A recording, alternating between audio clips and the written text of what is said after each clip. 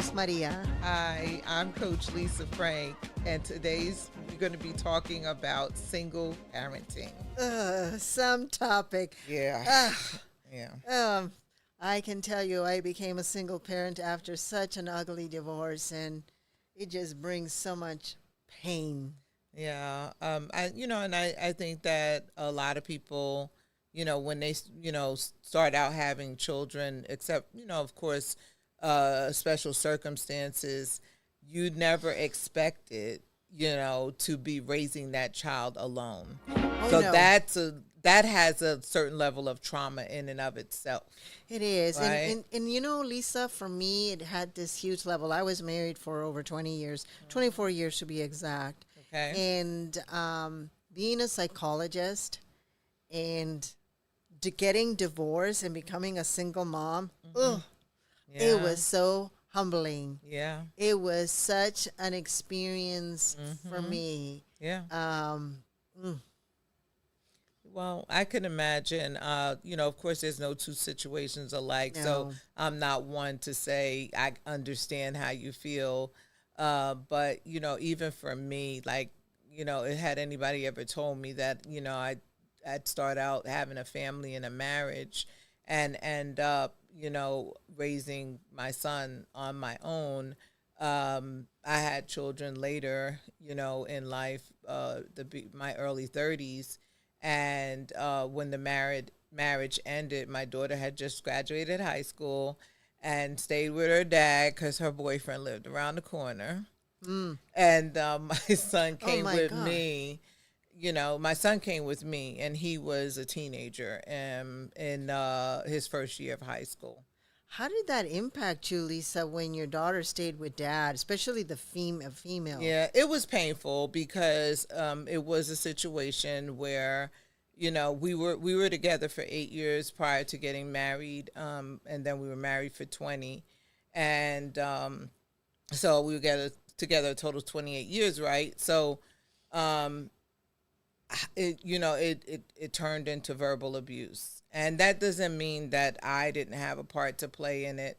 Not taking responsibility for anyone's abuse, but I do believe it takes two people to make and break a relationship, and there's some good in him, or I would have never been with him in the first place. Yes, right? I so agree. So, I never. So I felt you asked how I felt leaving my daughter there, Yes. and that was painful. It was very painful, and I had a great community, a great support system. I was in therapy at the time, and I often, like I had spent years kind of rehearsing the situation and talking about, the problems between us. And one of my friends said, okay, well, you're out of it now and you still talk like you're still in it, because the things that would pull me back in it would be now things that my daughter was experiencing. So was there a lot of shame around that? Like, Yeah, there was a lot of shame. There was a lot of shame because my parents were married, and I'm not even going to say happily because he was unfaithful at times. oh yeah. I know I wouldn't have been happy with that. No. But my parents were married when my mom passed away. I believe it was 62 years. And, and I myself believe in the sanctity of marriage, but the pain and the shame was, I believe that women carried a responsibility. And I felt like, although I had support, I still also, you got to figure, I was with him for more than half my life at that point, right? Yes. So there was a lot of relationships tied to that, our relationship. And when you go through that, you're dealing with people who are in pain too, because they no longer see you have the pleasure of experiencing you as a unit anymore, right? So, and sometimes, when you say I had to leave because I could no longer withstand the abuse, and I don't want to be a poor example to my children and make them think that this is okay, Yes. right? So, but you still, as a woman, sometimes, most of the time, women feel the responsibility and the weight of not making the relationship withstand. Yeah. You So know, not being able to so withstand going it. from this marriage to this To single parent, divorce to yeah. a single parent, for me also, Lisa, is it was really painful. It was really painful because there were three kids. My oldest very soon became independent. So yeah, but there were two others. In my second one that I was left with, and they from being in a very well-off financial circumstances for my kids, that they were all of a sudden everything shifted and changed, and having a son who is deaf blind, Yeah. and then developing while the divorce is going a kidney disorder. And then on top of that, my son's girlfriend moved in to live with me, who had Asperger's. And then my son, who, after we separated, he was 9 years old. So he became a teenager while this divorce. It was the most horrible experience I have ever lived. And I've had other experiences in my life. Yeah, because kids have to go to the doctors, they have activities, and now you're running around doing all those things. And I couldn't even imagine having a son who's deaf and blind, and the things, the extra things that you have to do, just to help him. Yeah, and so he through life. stayed home with me quite a bit. The courts and the divorce, and sometimes it's kind of hard to talk about. I'm not gonna lie. Being in here with live audience, dealing with, I think, with my two boys and my daughter, in the consequences that the highest hurt I felt with my daughter is that she sided with dad. And even if there was a part of her that realized that mom is in the right, and it's not coming from a place of judgment, just place of circumstances that were showing up. Dad, for the first time, had given her attention like she's never received. Before that, the only attention she had ever gotten was when she got taken to school. And other than that, all of a sudden, she was the center of his attention from dad and the center of attention of his whole family, which she never had. Right. So it meant for her to be with me, side with me, is giving up that. Another thing my daughter one day told me is, and this is just breaks my heart, is like, Mom, during this divorce, which was so hard, I lost you, Mom. She says, you weren't that woman before. And how do you explain to my daughter that everything I was dealing with, I could not have that peppy, outgoing woman that I was? And she could not understand it. And she would go with dad, and dad was to Disneyland. So to her, it was like, he's happy. Everything is wonderful over there. So you're the problem. And she had a hard time going on beyond that. And then dealing with my youngest son, like, he became a teenager during this divorce, and he was enjoying like dad, and we've lost our home, which was a huge, beautiful home. And he made me responsible because he was made believe that I was responsible. So where we lived was in a 1-bedroom apartment. Yeah. And so going from living in a 5-bedroom pool, basketball, back house, in the well-off community, to moving into the neighborhood where I grew up. Yeah, I understand. And I think that's one of the things that, women and men, that end up being responsible, single parent, face, that they no longer can afford the things that they could before. Like, we owned a home at the time when we separated, and I left the home. And to lessen the blow, I tried to take as little as possible from the house, especially since I knew my daughter was going to be there.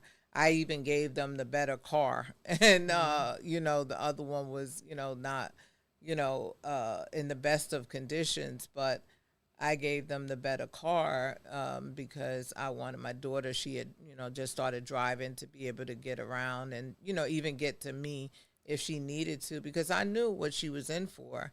And she was mad at me, though. She did blame me And rightfully so in their minds, because when we had disagreements, like I said before, two worlds colliding, coming together. So we all have things modeled to us. So in my household, I was taught, you keep your arguments private and in the bedroom, Yeah. or go in the car and go for a ride. And he saw something different. So if we were having a intense discussion, I'll call it, that started in the bedroom. For him, he'd walk out of the bedroom and it would spill over because he's still talking out loud. So he is West Indian. So in their culture, they call it quarreling. And he always saw his grandfather, his stepfather, especially if he was drinking, quarreling, right? Yeah. And so when we got into a disagreement, that's what he would do. And of course, when he started that, he wasn't saying positive things about me. And this is in the earshot of our children, right? Yeah. And so they thought I was everything that he was coming out the bedroom saying I was.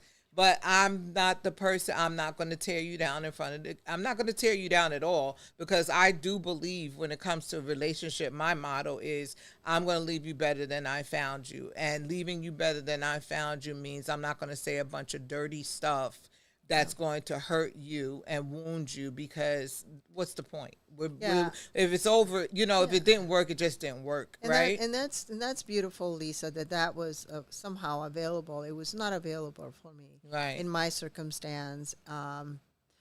Dealing with my two boys again, raising my son Christian. This is one of the hardest thing for me to share. After he was diagnosed and he started the chemotherapy, and we were no longer at our family home, and we moved into the one bedroom.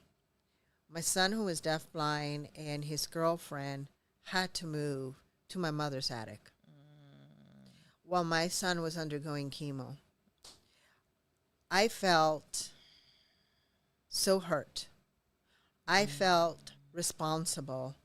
Even if there was a part of me that was not there, like, how do you care for my child that I love so dearly and taking care of his girlfriend in my mother's attic? Yeah. And undergoing chemo, watching the consequences of chemo through another treatment right now, it's just even blanked my mind. Having him put through those treatments, 150 pounds to 200 pounds with the medication, having been criticized by others, and knowing that my kids would be going to their father's family, my son would be criticized, put down, and I couldn't be there to protect them.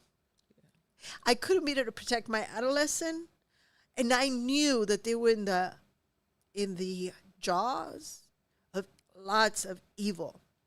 And I knew how they were because I saw them before, and I could not protect my kids. And if there's one thing about me, I am a mama bear. Yeah. I am a mama bear, and not to exercise my role and to hear how when my kids behave and their dad did not protect them, it was terrifying. It was angry. I could not go across the border.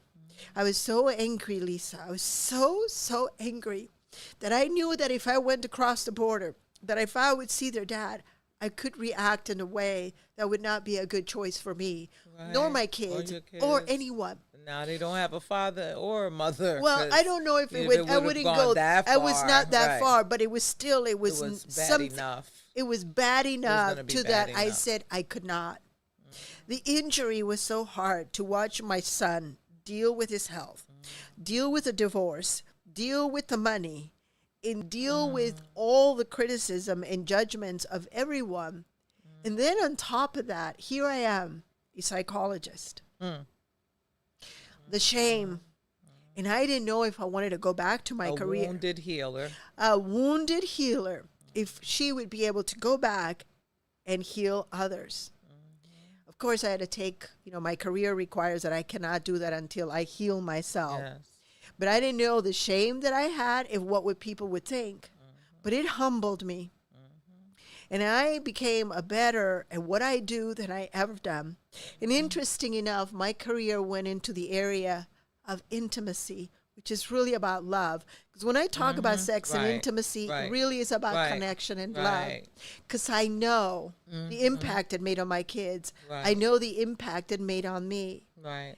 And So do you have when you're dealing with intimacy, do you work also with single parents I do. who their relationships, you know, have dissolved because of that, but at the same time, even though they're there to, work on their level of getting a better level of intimacy, you're still dealing with the parenting issues, and a big part of that is financial problems, right?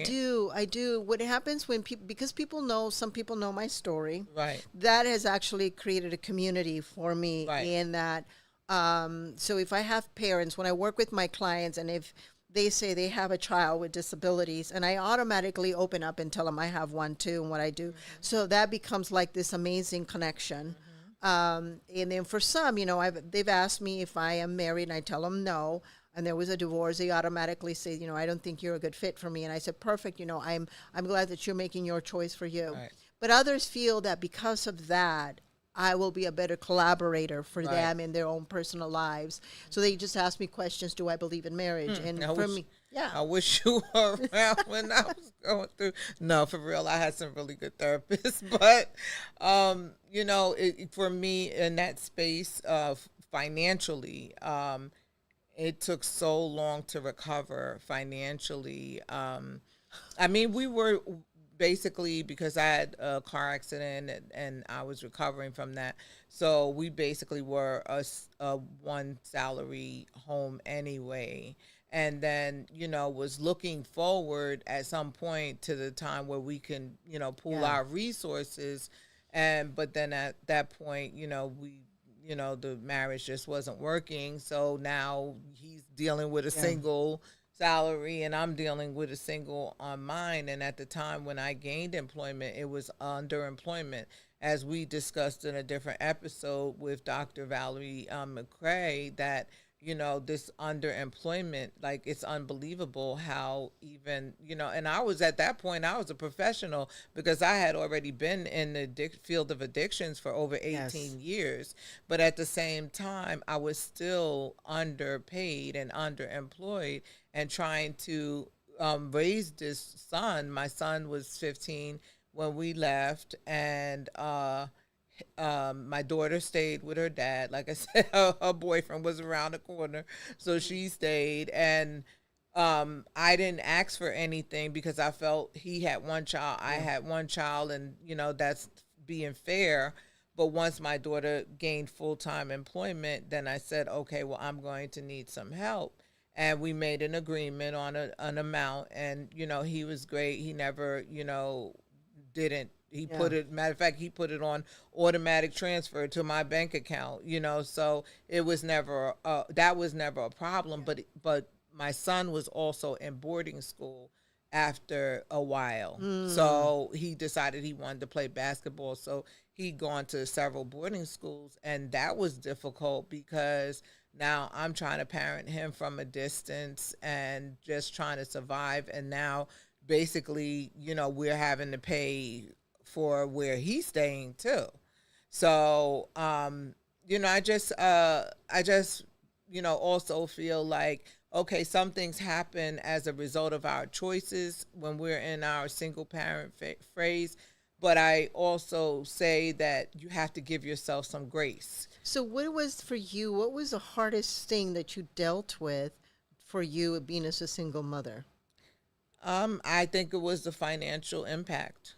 The financial impact, and just not having that person to, well, I don't know that I could say that because our relationship was so tumultuous that I can, and our parenting styles were just on opposite ends of the spectrum. Wow. Because he was West Indian, I'm American.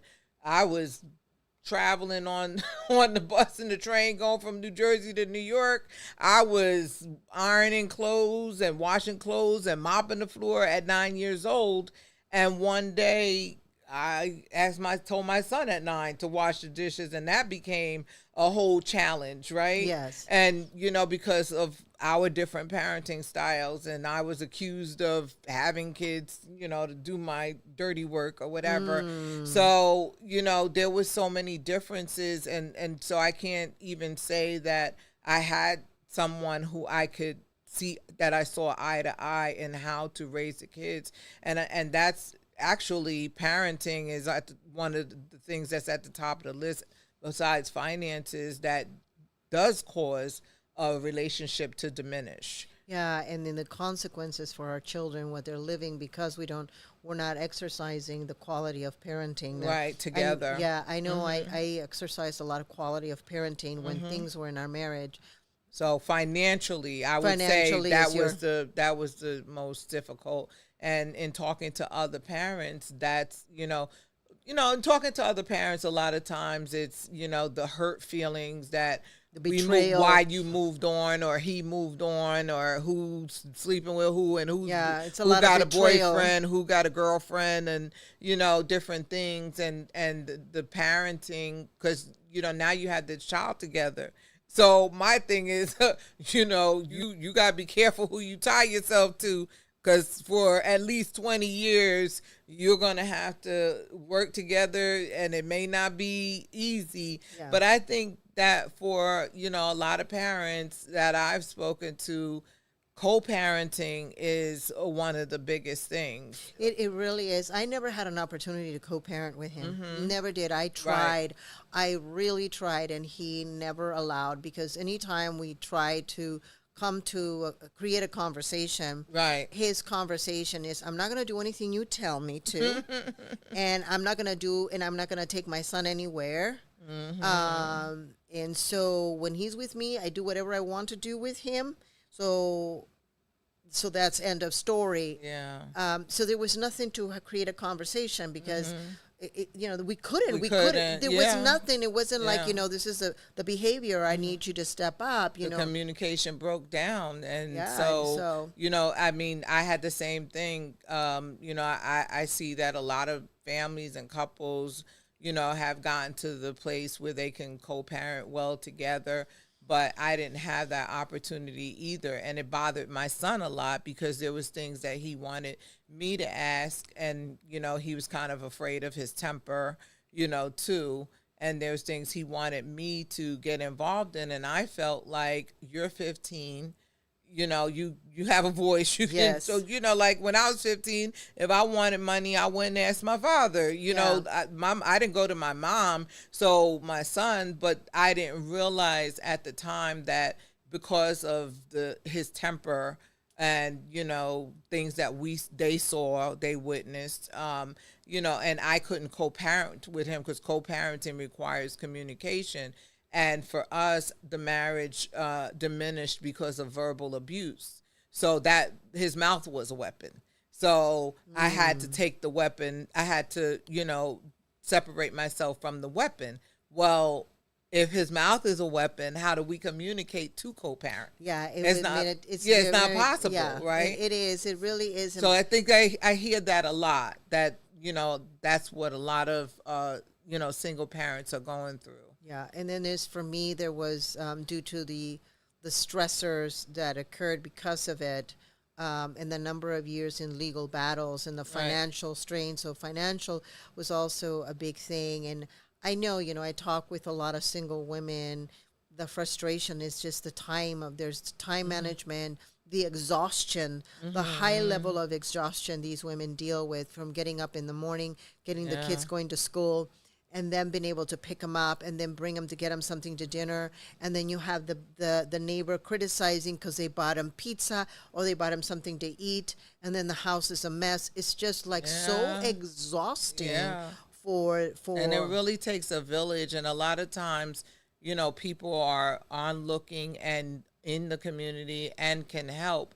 But rather than helping, they rather criticize. Oh my God, right? yeah. They It's rather so criticize. And, we want to apologize to our audience because we're talking about the challenges women face, but we do know there are a lot of single men out there yes. that are raising their kids. I mean, I can say it. I mean, it's public knowledge that my pastor, his wife passed away when his 3 children were teens, and he had to raise those kids by himself. So it's not just women; it's No. men too. Yeah, men too. Men deal with that. Yeah, My seeing brother, it more and more. yeah, my brother also was really involved after the divorce with his kids, and they kind of stayed a great portion of the time with him as well. Right. So he did do a lot of co-parenting and, just the whole thing, conversation regarding men.